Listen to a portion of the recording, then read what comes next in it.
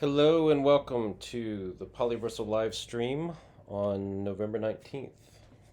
Today I'm going to go over the basics of the game and kind of introduce you to what Polyversal is, why you might like to play it, and a little bit about the game. We're getting into the actual turn sequence. We're going to get into some combat and as well as some setup and so forth before that. So we'll talk in general about the game a little bit, talk about setup, get everything on the table. I'll show you some of the miniatures I'm using for this demo. And we'll also just go right into a turn and see how things go. So this is Polyversal. This is our latest and greatest game. And I am Byron Collins. I'm the publisher of the game. And this was designed by Ken Whitehurst, and I'm the developer as well. So, really excited to get this out. It's been a work in progress for over a decade, and I believe the work that has gone into this really shows through in the final product. I'm very proud of it.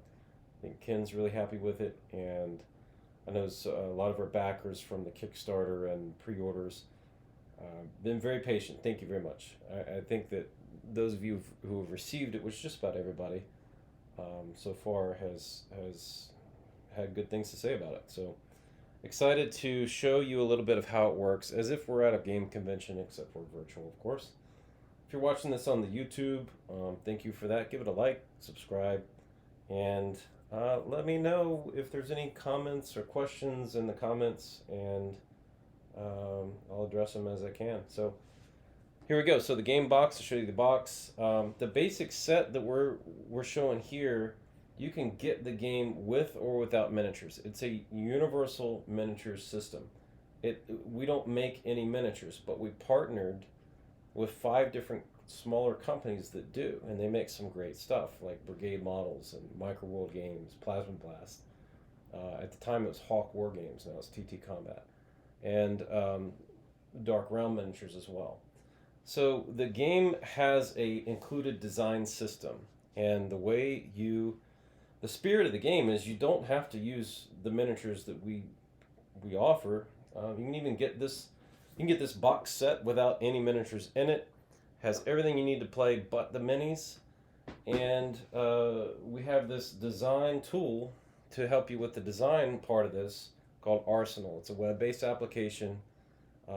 It's free to use. You can go in there and play around and see just how powerful it is. It's arsenal.polyversal-game.com.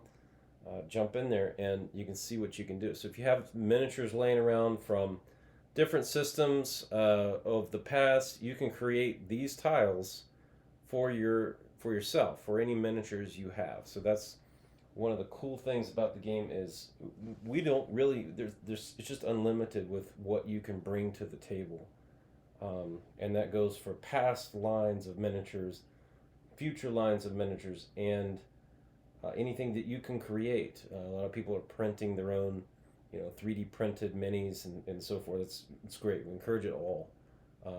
Bring it all to the table.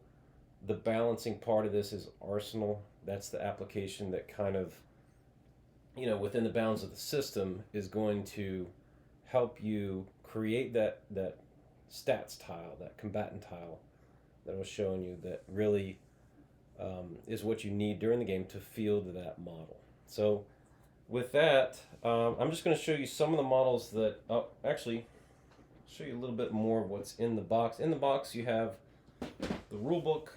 This is a full color 172 page book, and it turned out super nice, I think.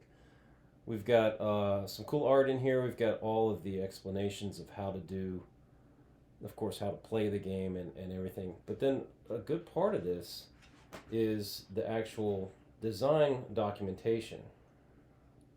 So if you want to see the back end of what Arsenal does, it all starts here, and this also kind of walks you through, okay, what you should, what kind of choices, what do we call, a class 2 or whatever, or how do we define, medium armor and so forth. So when you walk through this, you can kind of get some guidelines on how to do your own designs. And again, that's the spirit of the game. It's just jump in with whatever you have, and Arsenal will help you create that game piece. So you have the miniature, take a photo of it, and the output is an image file. You can print it, play it. We even sell some blanks that let you peel and stick hex paper onto blanks that are die cut hexagonal tiles, just like this, but they're, there's nothing on them, so it makes it easier, so you're not doing arts and crafts for a couple of weeks. So anyway, that is one of the big things in the book. In the box is the rule book. We also have counters. I've done a bunch of I've done the tackle box treatment here. These are effectiveness counters and psychological profile counters, and these are paired unit tokens. If you have like identical two units that are the exact same model, same tile, you can differentiate them with those pairs. And then also in the box we have 2 sets of these orders tokens. There's 9 different orders in the game. These are used every turn. They have a blank side that's face down when you place the order, and then they have the flip side, which is the actual order. The icons are all, as you get to know them, you'll get familiar with them, but they're also all in the quick reference. And then the other set of counters here are just some tracking counters. These are damage effect and other counters, and these are used during the game to mark things like a weapon that's out, or nuclear effect, or defense systems offline, immobilization, different things that can happen to the units as they are in combat. The other thing in the box is 2 of these quick reference cards. This is your most common used tool in the game of Polyversal, because you're gonna refer to this until you're real familiar with it, with the rules and so forth. So this summarizes the most used rules, and the rest of them, of course, are in the rule book. Give it a good read before you try. And then also in the box are these dice. Let me just show you here. 15 polyhedral dice. These are color coded to the die type. So for D12 it's red, orange is a D10, and so forth. Those are a key component of the game, because the game uses those color coded dice to quickly tell you, like when you see orange on this tile, that means you're gonna roll a D10. That's hard to focus there. Let's see if we can get it to focus. So if you see the colors there and you see the different it's not focused. But anyway, there you go. So if you see the blue, that's a D4, green's a D6 in the weapon chart. Red again is a D12, orange is a D10, yellow D8, and so forth. So when you see that, you quickly know what die you need to roll to resolve whatever you're doing. So with that, let's get into the setup for this demo, and kind of how I did it here is just picked a few a couple small forces for both the UN and their counterpart, the opposition forces, or the Op4. So this is the UN side here. I just set up on the edge of the table. For a standard game, which is points-based, you would set up within 8 inches of the designated table edge. There's a little more to set up. You can read about it.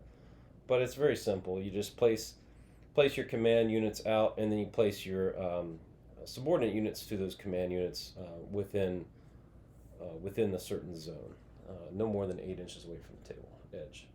So these are the UN forces. We've got some Janus walkers here from Drop Zone. We've got some brigade models, Wombats, which is a cool transport anti-gravity tank. We've got some pacification squads. These are some heavy infantry. And then we've got some gun tanks. These are really cool from Plasma Blast. Nice main battle tank here. And this is a plasma gun on the front with the turret. Okay, I'm geeking out. So now that is our UN force, and each one of these has a corresponding tile. So there's the Ensigan, there's a pacification squad. If you're fielding your own models, of course, you would make your own tiles. Bring those into the table too, because you're going to need these tiles. I'll show you why. But this is part of the UN quick reaction force, one of our base game sets. You can get this battle group. It's a balanced 750 point group, included with the basic set if you buy it with miniatures, and if not, it's totally cool. But this is just an element. This is a small element of that full force, about half of it. So, and then let's take a look at the opposition forces, the Op 4 here. Let's see if I can make it over to here. So Op 4, hopefully you can see this, because I can't see what you're seeing right now. We have a drone, missile drone, which is from Microworld. Really cool walker. We've got some Minutemen. These are typical infantry. We've got some Quattro transports. This is like it's a wheeled vehicle. It's a main vehicle, main size, or class 2. Here we have a Ratel. That's another class 2 typical tank. Nice little turret wheeled tank, pretty cool. It's pretty light, so it's pretty fast. A couple of those, 3 of these, 4 infantry, and a walker. So each one of these groups, and this is from the Minutemen battle group that we have. So each one of these groups is, fighting as a single battle group. And I'll get more into that. The command unit, which I have to designate, is going to be this drone missile walker, this drone walker. So also with the Op 4 units, we have the tiles for those Op 4 units. The drone, the Minuteman, the Quattro, and the Ratel. So, and now, so this is in the setup zone already. Showed you the minis, and I want to show you how these tiles come into play as a physical tracking. It's tracking your like an organizational tracking. So I'll show you how that works. So we've got the UN forces here, for example. Get rid of this glare here. All right, so the UN forces here, we're gonna these function as a battle group, and the way we do that is we figure out what is my command unit, and I want to center them around the Incigons. They're a pretty heavy unit. Well, they're a pretty good tank. They're not too heavy. The back side of this tile, every tile, gives you a chart here, which tells you the cost to field this unit for different psychological profiles. And those psych profiles are the way that you can differentiate how these units perform in the game beyond just different weaponry and different assault capability and so forth. So if you see here, the standard cost is 49 points, and that's for one model. So if I have 2 of those, we're looking at 98 points for a standard Insigon. We're going to make this a command unit. That means that the cost is higher because it's able to give orders to subordinate units. This is the center of that command, the battle group. So that makes each point cost plus 100% or double, which is 98 per unit. And we're going to call that, what, 196, if I did my math right, for 2 of them. So you can have a battle group commander that's, a group of 3 or 4 units. It's totally fine. For the Op 4, I just have the single drone. But it costs a lot to field that command unit. It gives you a lot of flexibility. You have to have one. Well, you could have elites, but we won't get into that. But different psych profiles, that's how you point them out. So if you have, I'm going to have the rest of these units in here as standard, and that's kind of how you have to balance your forces at the beginning. So if you're playing a game against your opponent and you decide, let's do 500 points, that's kind of how you figure out what you can bring into play. And depending on what you want to accomplish, what's the objective of the mission. So this one, we're just going to do some demonstration, move around. So we'll just play it out like a meeting engagement.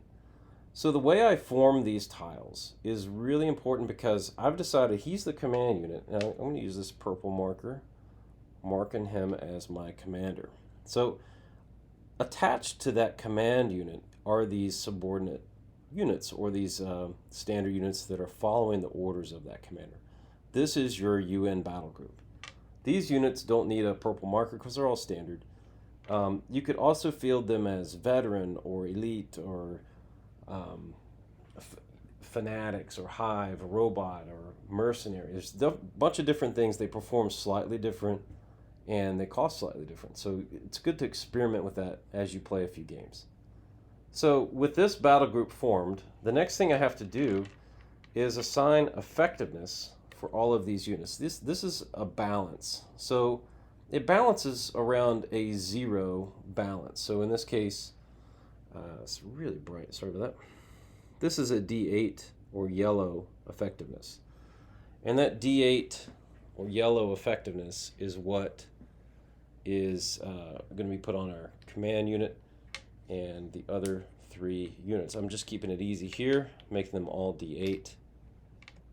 And that's because I don't want to mess with the balance. So if I wanted to, I could make one of these units, let's say a D10.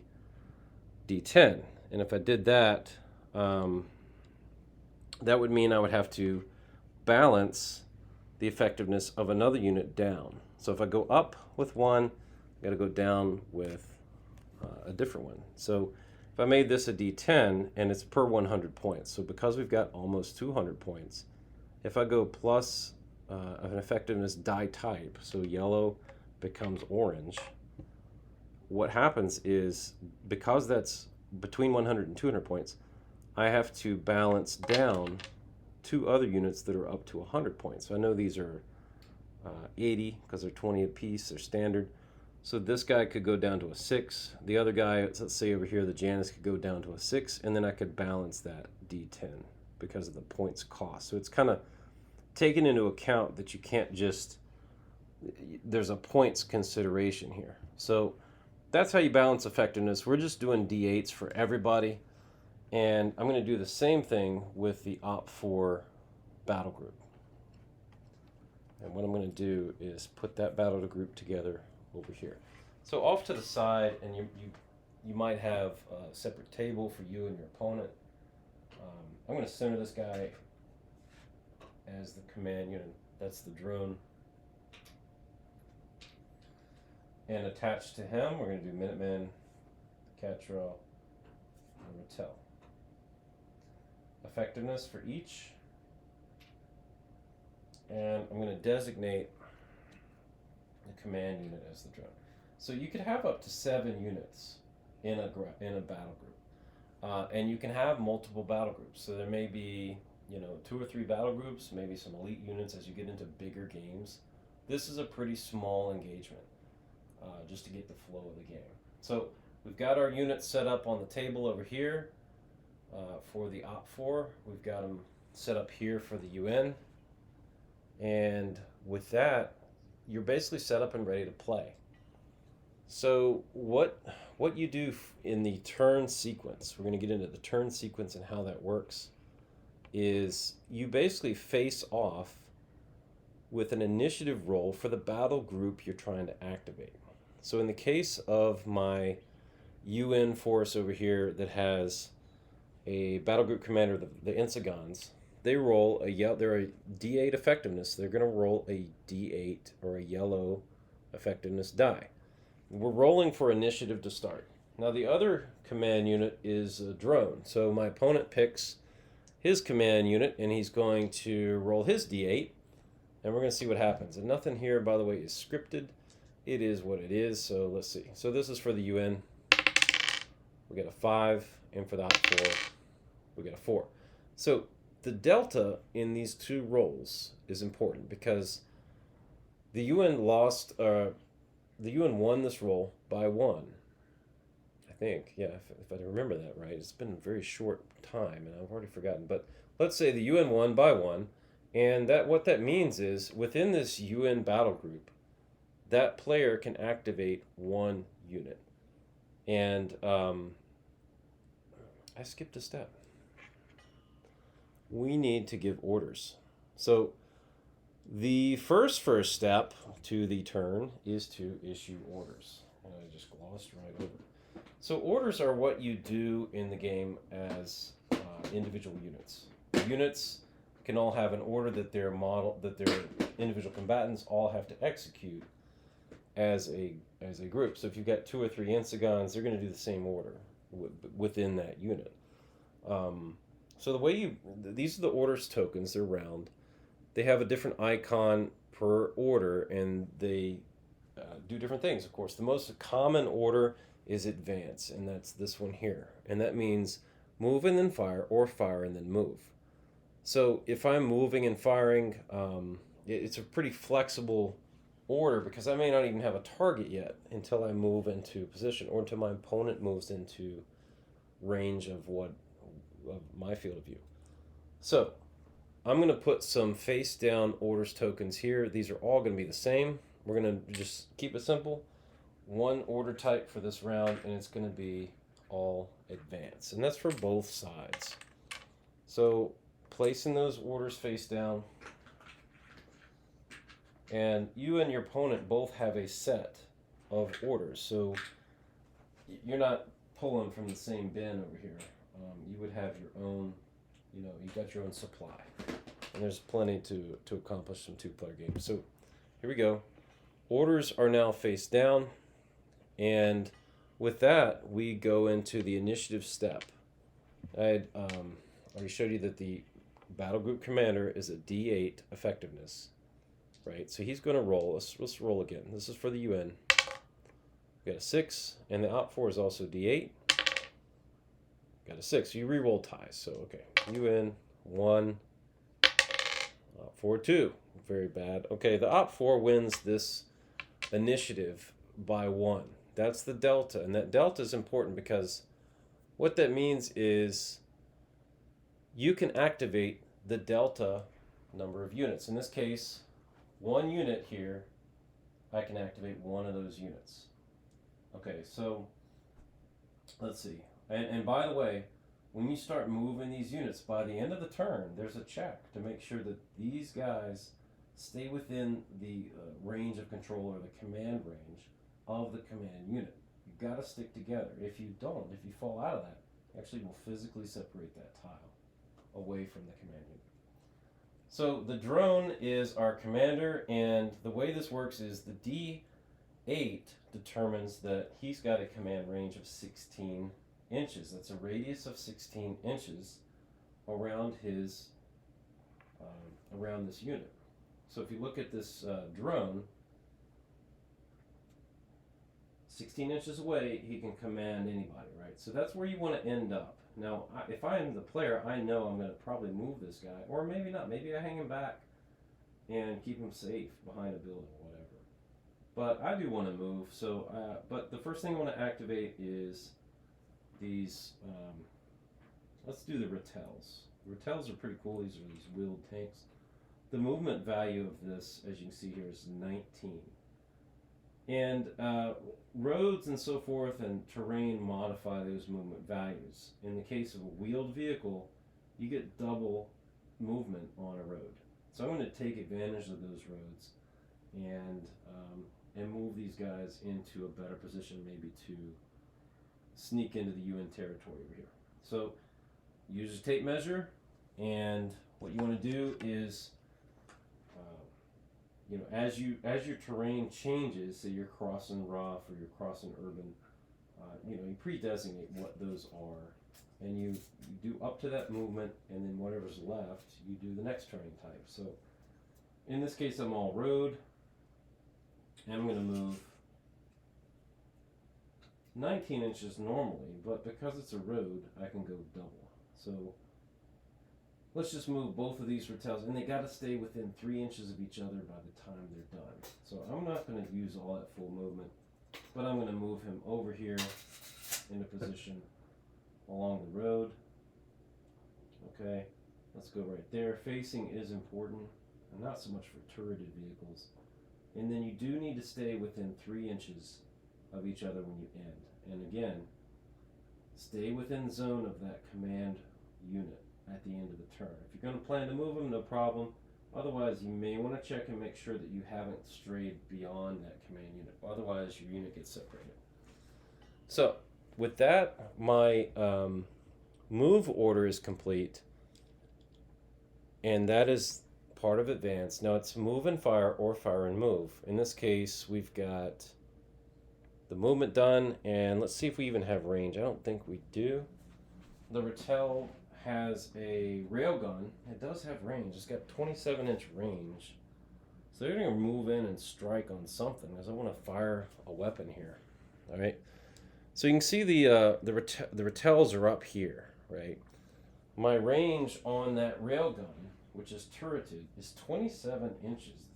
It's a decent range. Now, we started a lot closer than you normally would, but I am within range to take a shot. Now, when you take a shot on some target, you do have to check line of sight and range, okay? So range is no problem, but line of sight, the way I set these is probably not the best. I don't think that we actually hit line of sight.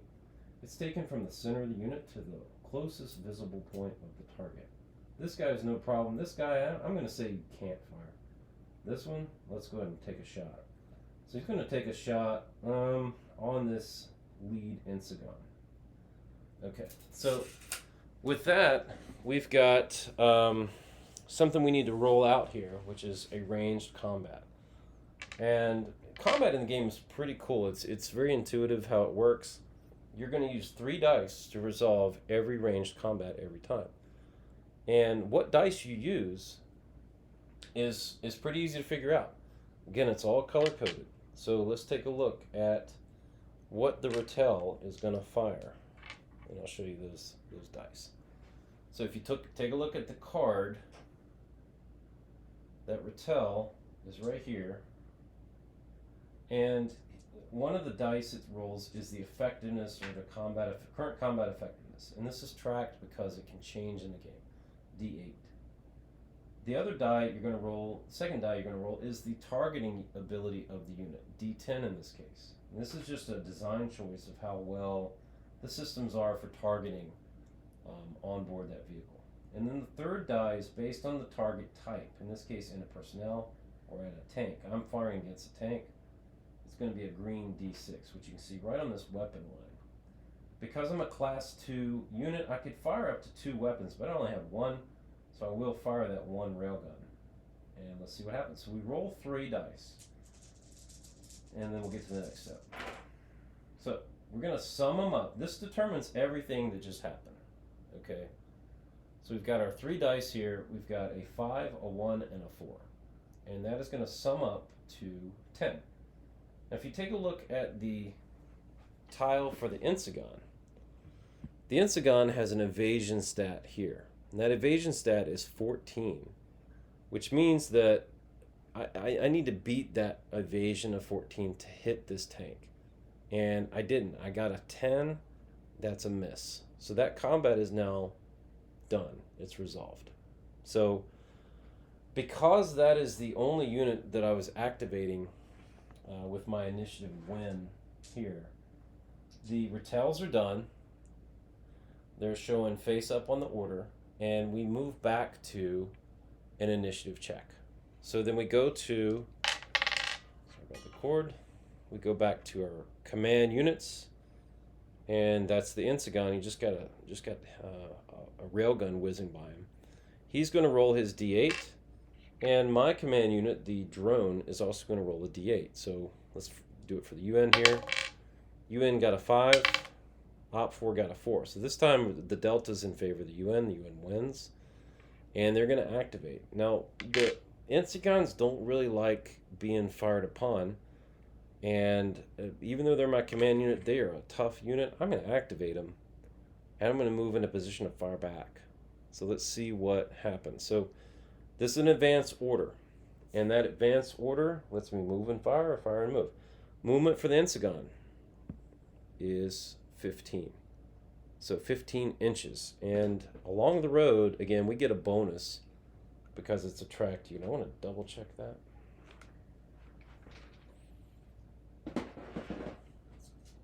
There's a little chart on the quick reference that tells you, okay, terrain and movement, what type of terrain are you on, and if you see on that there, you see tracked. Tracked on a road is double. So that's a tracked unit, and we can move up to double that movement rate. So again, the movement rate of this guy is 15, and we are going to take advantage of that road, but not push too far up because we are the command unit. We want to play a little bit safe. Let's see what we do here. So I'm going to move up to about into position to take a shot on those Rattels. but not so much that I'm exposed to everything. So I'm going to stay kind of behind this line of sight, blocked by the building, but good enough up here to take a shot with both. So we move both into place, and again I'm gonna make sure that I have line of sight. You can check that. I'm gonna say we're good here. Okay, we've got the Insegons into position. We've got the Rattels on the receiving end of some angry tanks here. The other consideration is range. I am gonna go for missiles here because the missiles are pretty effective. The plasma gun is also very effective. If I was moving, let's do that. Let's get a plasma hit on this guy. So plasma is within 10 inches. Okay, so my weapon. Let's move him up just a bit. Check that range. All right, so we're good. So now my plasma weapon, my main weapon, is within range, and you can see that right on this stat card. Okay, I'm going to show you here. That plasma gun, Plasma 3, is Class 3 plasma, and it is pretty rough. The targeting on that thing against tanks is at 12, so it's going to probably hit. The downfall is it's a little bit of a close range weapon. But I'm going to fire the plasma gun, and I'm also going to fire the missiles at one each, one-on-one, and let's see what happens. So the plasma gun first from the back Insegun. Again, 3 dice. We got the to fire. We got the effectiveness die, D8. We've got the ranged combat die. In this case, is a D10. And then we've got the weapon die against the target type. In this case, it's a red D12. Very, very rough. Those little Rattels, though, they're hard to hit. They're quick. So let's see what we got. Let's scroll them right here. So I got an 11, an 8, and a 4. Okay. So we've got a, what is that? 23. So 23 is the roll. We sum them up. And we take a look at the Rattel. The Rattel has an evasion of 15 on the tile. So I'm looking at that evasion stat of 15. All right, so that's right here, bottom left, right in front of my thumb there, 15. So with that, because I exceeded that 15, it's a hit. And with it being a hit, we got to resolve what happens. It's already done, so we already have the answer. When you look at this weapon, it does medium-high damage. That's an MH right here on the tile at the end of the weapon column. So for that plasma gun, you can see MH under DMG or damage. So MH is medium-high, and that means look at the 3 dice that you already rolled, and we've got a 4, an 8, and 11. Take the middle value. The middle value is an 8, medium damage, okay? Medium-high means if there's a tie, if there's no middle value, you add all results of the highest result of the dice together.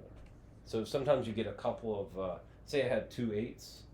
There's no middle value, right? You would sum the 2 8s, and you get a 16 damage. So sometimes when you roll doubles, triples, it can be pretty rough. That's a lucky hit. So we've got an 8 as our damage. And I'm going to, again, look at this Rattel chart. Right on the tile tells you what happens. So the damage track of the Rattel on the bottom, if you can see that, okay, focus. The Rattel's damage track on an 8 or higher is a kill. That's right down here at the bottom. So 8 or higher is a destroy, and what happens is that plasma just took it out, right? So this guy goes off the table. He's destroyed. Now what happens too is because you had a destroy of a multiple combatant unit, the remaining combatant takes stress, 1 token of stress. And this goes right on the tile for that Rattel. Now let's see if he even remains alive to tell the story, or to retell the story. Okay, dad joke. Let's see. So we've got the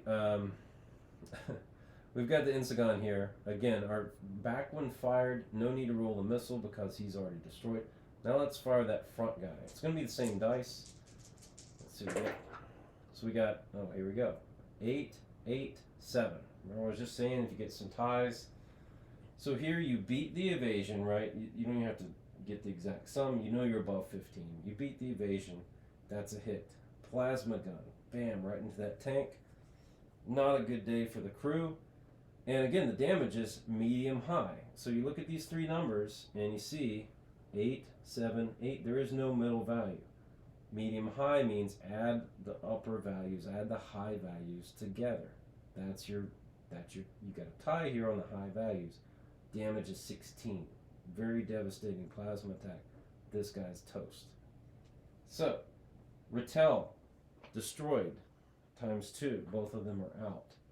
And the Insagon command unit fights another day. So, they've also cleared out this zone. So, if I'm the Op4, I'm thinking, man, I don't know if I want to rush up and engage these guys. They're pretty rough. So, that is a ranged combat. We had a ranged combat aggressor, and that was the your Op4 Rattels that zoomed in here, right, and then took a shot. They got a hit, or missed the railgun. Just got the attention of those Insagons. And then these guys rolled right back up when they had their opportunity to execute their order, and bam, knocked out both of those Rattels. So, what also happens here is, let's take a look at the battle group, tracking this, right? The Rattel is now gone. So we actually physically remove this tile from the game. And when that happens, the command unit, which remains, this drone, understands that he just lost 2 of his tanks. The command unit takes stress. And that's really bad, because one of the big parts of this game is, as stress builds in this game, it degrades the effectiveness of the units. So if you get a couple of stress tokens, 2 or more, by the end of this turn, you end up with a drop in the effectiveness of that unit. So if you have your command unit drop his effectiveness, because he's lost units that he's commanding, or he takes hits himself, and that's the stress, that's the effect, whatever. If he drops that D8 effectiveness, it drops a die type. And if it drops a die type, D8 becomes a D6.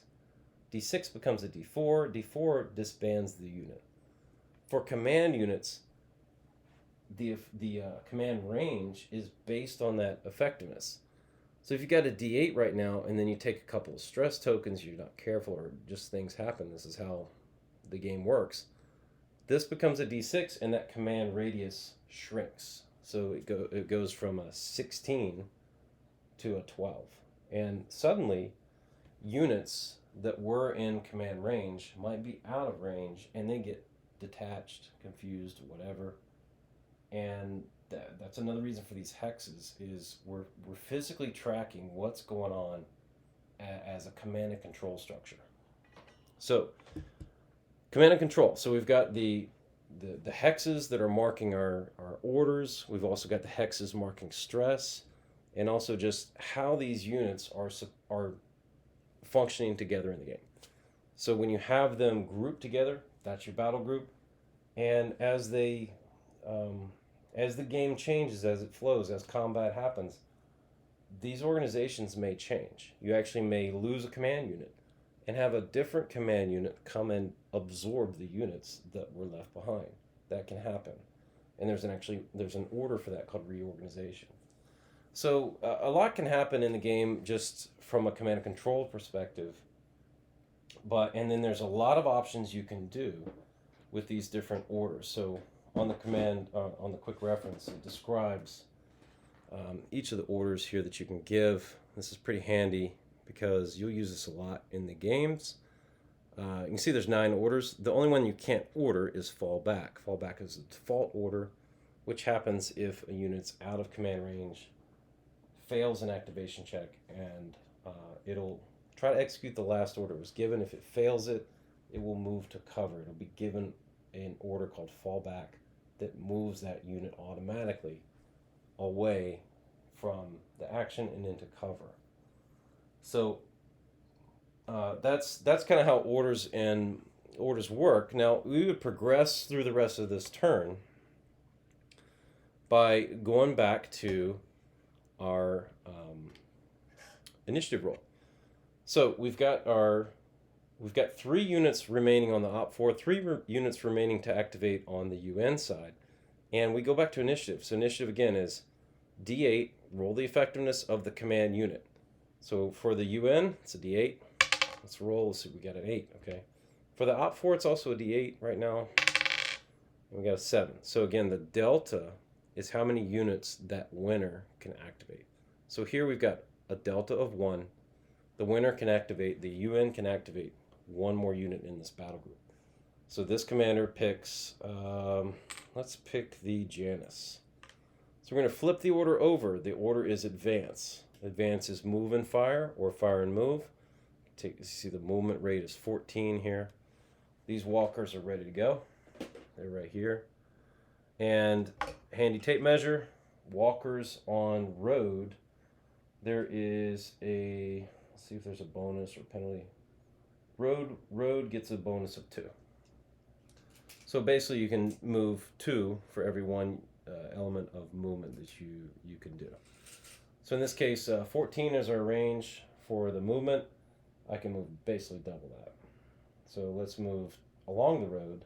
And I could go across the terrain here if I wanted to, but that's going to eat up some of that movement value that I have.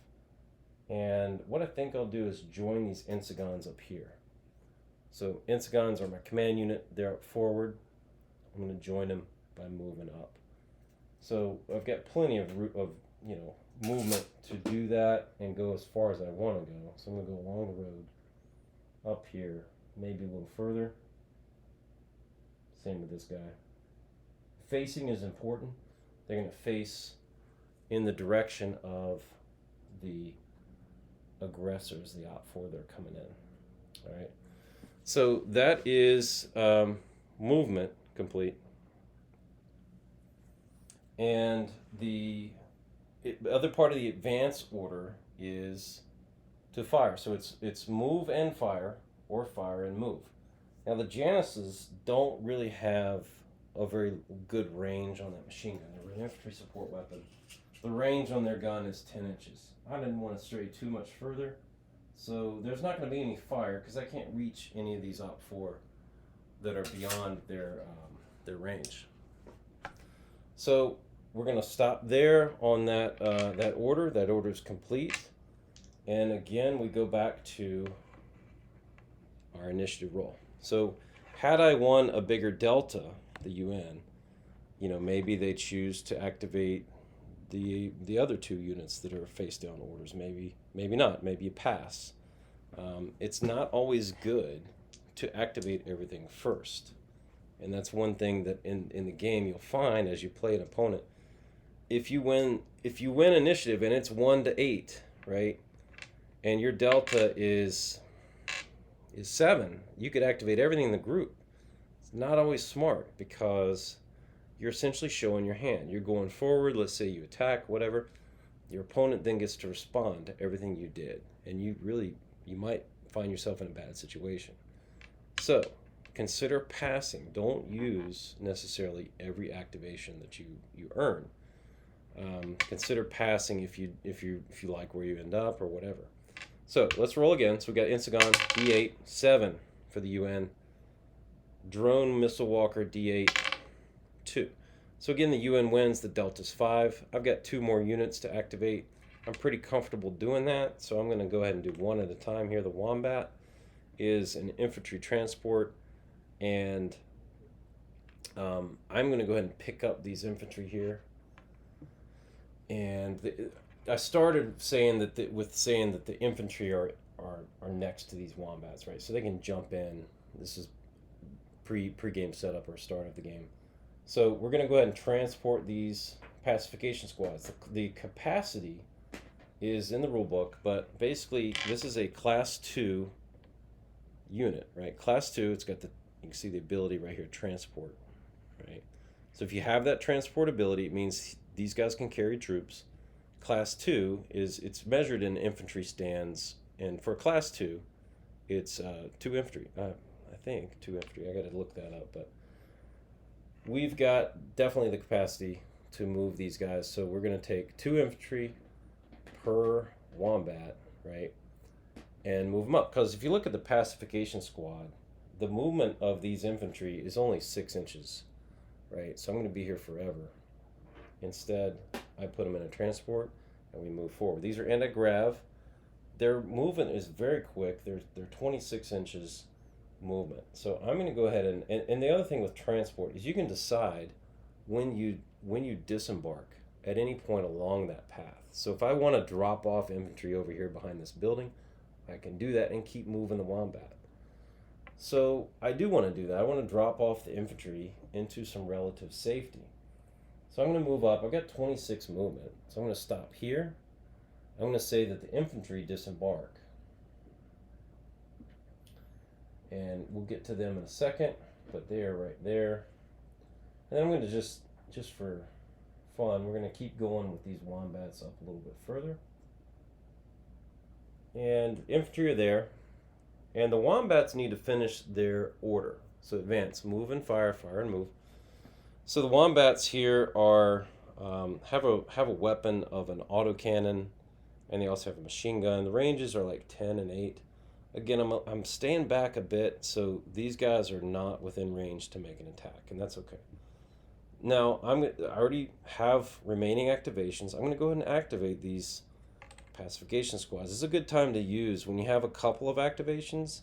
That's a good time to do transport because you're a little more flexible with what you can do. So now the pacification squads, they have a movement rate of 6. Infantry in urban, we're calling this urban, move at half in urban terrain. So I'm gonna take up to 3 inches to move around in this brush here and maybe get them in some cover. I don't want them exposed because I want to have them able to jump out and maybe assault if an OPFOR unit comes into range to do so, because assault can be very effective. And that's it. So now all of my UN units are done. They've activated. The Insagons actually had some good success with taking out both of the Rattel tanks, which stressed the command unit of the OPFOR. Now, the OPFOR have remaining orders. Those all need to be activated or passed. The OPFOR player can choose not to do anything. But I think we do want to see some action here. So let's set this down there. All right. So the OPFOR, they're up there. Let's see what we're going to do. We got the drone, we got the Minutemen, and the Quetreux. The Quetreux moves 18. That's also an infantry transport. The Minutemen are infantry, so we are going to use some movement of the Minutemen, their advance, and we're going to advance them into the Quetreux tanks. So we're going to put 2 and 2 and then leave 1 empty, whatever. And again, the Quetreux is a class 2. It's got room for 2 stands of infantry per tank. So basically 2 squads can fit in that tank. So anyway, we are going to get them into position to board or embark. And if you want, you can take these off the map, put them on the tile that's transporting them if you'd like, or whatever, just so you remember they're in there. And then these Quetreux, I'm going to execute their order, which is advance, move and fire, or fire and move. Now I got to be careful because I got infantry on board. If I get hit, the infantry can be affected and may be destroyed as well. Quetreux move pretty quick. Movement rate is 18. This is a wheeled unit. Wheeled on road gets a double movement bonus. Now, my drone is right here. Basically, the rest of my force is right here. And I've got to be careful, but I do want to make some sort of headway, make some sort of attack toward the objective. I got to look at the range of my autocannon. I've got an autocannon. Doesn't do a lot of damage, so I'm going to be careful with that. And maybe even go here where I can't be hit by everybody. So let's go along the road and move into position, take a shot on something, okay? So I'll show you in a second where I'm going. And the other thing is I'm going to designate that the infantry exit the vehicle. So they're going to exit right here at this portion of the movement. Set them here. And you can see that. Right around the corner of this building. So with that, these units are complete with their movement. So what we now want to do is see if we can make a shot at something. So the Catros look like they've got a shot against those wombats. So transport against transport, why not? We got 3 Catros. We're going to fire at the 2 wombats. There's range combat against the wombat. All right, so the Catros are a range of 14 inches. We check range. We are good. We check line of sight. We're good. We have clear line of sight. And then we check that we can attack that type of unit, which we can. We can always attack a tank. If you don't have a value there for like aircraft, for example, this one can't fire at aircraft because there's no value on the weapon chart. We have this autocannon 2, class 2 autocannon, on a turret, so it's 360 degrees for the arc of fire. We're good there. And now again, we're going to check what dice we roll. So with that tile, you can see that, hopefully you can see, you have a D8 current effectiveness. D8 is one of our dice for combat, range combat. We have a D8 targeting ability, that's the stat right there, second die. And then for the weapon die, we have an anti-tank value of a D6, or the green. So again, color-coded dice, yellow is a D8, green is a D6. This is our 3 dice. Okay, so we're going to roll all the dice, we're going to sum them up, and see, well, let me designate. So the first Catro going against the back wombat, the other 2 going against the lead. Alright, so they're all firing their autocannon, and it's going to be the same attack dice for each. You can also link fire, you can do different things, we're just keeping it simple. So in this case, first attack, this is this guy against the back wombat. So I got a 7, I gotta re-roll that. 7, 7, and a 1, not bad. The sum of these is 15. So I gotta look at that wombat, and that wombat has an evasion stat of 16.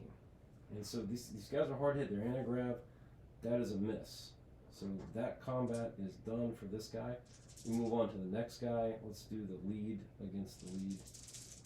And it's one shot here because we got 1 autocannon. Same dice. 4, 6, 4. So you can quickly see we missed. Again, that's a 14. And the wombat's evasion is a 16. We got to beat that 16. Let's see what happens. So 8, 12, 15. Barely missed. 3 misses. Okay, so that combat is complete. I did drop off the infantry. The infantry are complete as well. So the Op4, since the UN is all activated, the Op4 has one more activation, and that is the command unit over here, the drone. So this missile drone is waiting to do something, and again, you have to end your command or your movement within range of your unit. So in this case, my drone is a bit far. My current effectiveness for that drone is a D8. That's a 16-inch command radius. I gotta be careful of that. If you end outside that radius because you're not careful. See, I'm outside of it now, so I have to move this guy up. And encompass the units that I'm commanding. So let's move him. His movement as this drone walker is a 13. And he's a pretty hefty guy, so he's got some nice weapons on here. Missiles for arms. Not a bad combination there. 2 missiles for arms. So we're going to move him along the road up to 13, and we may just go across. So a walker on the road has a double movement bonus. We're calling this clear. That's no bonus. So I'm going to go in the clear. I'm going to use up, say, 2.5 inches. Let's say 2 inches. That's clear. And so I have 11 inches left of movement ability, but on the road it's double. So I can go up to 22 here if I want to stay on that road. So I'm going to go back this way a bit. Let's go 8. And then let's go another 8 here. All right. So that movement is complete. Now I got to be careful though. He's the command unit.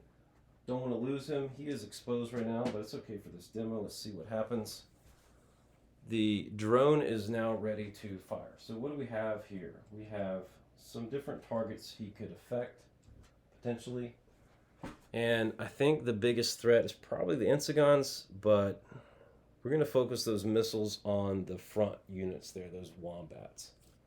And to do that, we'll take a look at the drone tile. And see what he's got. So he is, you see that? Sort of see it. He has 2 missiles, class 3. It's a pretty big missile pods for arms. Okay, so let's just prop it up there. He is a current effectiveness of D8. So that is one of our dice for range. And I'm going to designate my targets here. My right arm is going against the right wombat. Left arm against the left. Easy enough. One of our dice is a D8. That's the current effectiveness. Another die is range combat targeting ability is a D12. Got it. The third die and final die is a D10, which is this orange one because I'm going against a tank, AT. 3 dice. There they are. And let's see what we get. We'll just roll it right here. Okay, so you can't really see that, but I got a 2, a 9, and an 8. So again, the first thing you do is sum them up. Got a 19. The wombat's evasion is 16. So the left arm hit. So you just got to exceed that evasion. That's a hit. The combat is completely resolved, and I'll show you what we look at here. MH is the damage. MH means medium high. Look at the 3 dice, 2, 8, and 9. The middle value is 8. That's our damage. If there's a tie, add all instances the high result. We don't have a tie. 8 is the damage against the wombat. So very quickly, and then looking at the wombat's tile, right at the bottom, 8 corresponds with a kill. So what that means is, okay, wombat is gone. He's out of the game. The remaining wombat immediately takes a stress token because it just saw one of its combatants destroyed right in front of it. And that's it. So that missile's done. The other arm has to fire at the other wombat. Let's see what happens. So we got an 8, a 4, that's 12, and a 5. 8, 4, 5 is a 17. And that is exceeding the evasion of 16. That's a hit. Again, middle high. So medium high. 4, 5, 8. Middle value is an 8 is a 5. 5 on the wombat's damage track corresponds with stress. Wasn't quite as damaging as the other one, but it wasn't good to get hit either. So that unit's under fire. All the systems are good for now, and we are complete with that combat. So this guy is done, and let's get him out of the way here. And so yeah, so we've got that combat resolved, and with that, that is our final order for this turn. And now I do want to show you something that happens here, because it's, again, a big part of the game is accumulated stress, combat stress. And what happens is that stress will degrade the units in play. So in this case, the stress of 2 tokens, so we're going to go to the end of the turn, right? All of our orders are up. Everything is executed. We're done.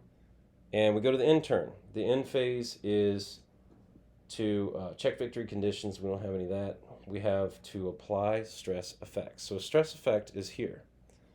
2 or more stress on a unit by the end of the turn results in a drop of combat effectiveness. So that's, again, you can take units out of the game without necessarily destroying them. Load them up with stress, load them up with fire, and they become ineffective. And it can be frustrating because you might have a much smaller, lesser unit that gets some hits and just keeps it suppressed, and that's what takes that unit out eventually. So what happens is this stress stays, and this D8 becomes a D6. So the next time this wombat does anything, it's less effective. Now, the next turn, my command unit needs to deal with that stress if it can. Now, he may choose to give it an order like assault or keep going or whatever. This stress will continue to drive that effectiveness down every turn it remains. His option is to give a rally order, which is basically stop, rally the unit, don't make him do any more combat, any more fire, get him in whatever, get him back into the zone. And then you can remove stress with rally. You can never gain effectiveness higher than you started, but you can actually gain that D8 back. You can gain back what you started with. So that's a cool part of the game where the stress really affects how these units perform in everything they do. As it gains, as it accumulates, you got to deal with it, or have a plan of how to get that unit to safety. So we completed one turn. A lot of explanation.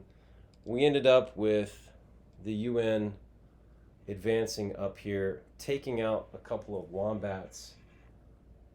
Ratels, and then we also had the OPT-4 drone walker taken out in turn one of the wombats of the UN. So forces moved up. We've got units in position here around the corner from each other, and there would probably be some sort of an assault infantry engagement coming up in the next turn. I would choose to do an assault order, and that can be really deadly, really devastating. So yeah, so that's one complete turn of the game of Polyversal. A lot of explanation, of course. Once you get into it and play a few turns, it really flows, pretty quick. Especially as players, memorize what do the orders do, how do you do range combat, this and that. It really flows pretty quick. I've given demos and run games at conventions for new players who've never played the game before, and I can step away, right? And they're on their own. Couple rules questions here and there, brand new, right? You haven't read the rule book, and just people get it. I mean, you just have fun with it. You see people having fun with it, and that's a cool part of this game. Is it's easy to teach, it's easy to pick up, and again, you can bring in any models you want. So if you don't want to use the models that we sell from the partners we have, that's fine. You can. It's got a very cool design system. Lets you bring any models into the game. And Arsenal, the web-based application, creates these tiles for those models.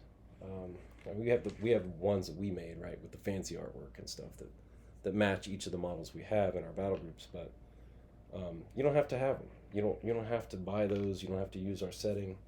It's totally cool. We just want people to play the game. It's fun. So that is one full turn. And if you're on here live, I appreciate you joining. And if you've got any questions, go ahead and speak up if you would like. I see Dave's in here. Thank you, Dave, for joining. And I'm going to wrap it up here. And if you got any You're questions, welcome. Thank you very much, sir. And if you like what you see, keep following us, man. We're doing more of these, and the game's out there, so we got. Yeah, it's nice to see a demo run. I was in the Kickstarter. I just got the rule set, but because I had some minis, but I haven't gotten on the table yet. But looking forward to it. Awesome, man. It's good to hear. Thank you for supporting it. Yeah, appreciate it. It's been a long road, but you've had your challenges. Yeah, so we're here. The game is out. It's exciting. So yeah, it's pretty exciting stuff. So yeah, thanks for joining again, and I'm going to wrap it up here, and maybe we'll see you next time. All right, have a good night, man. All right, you too. Thanks.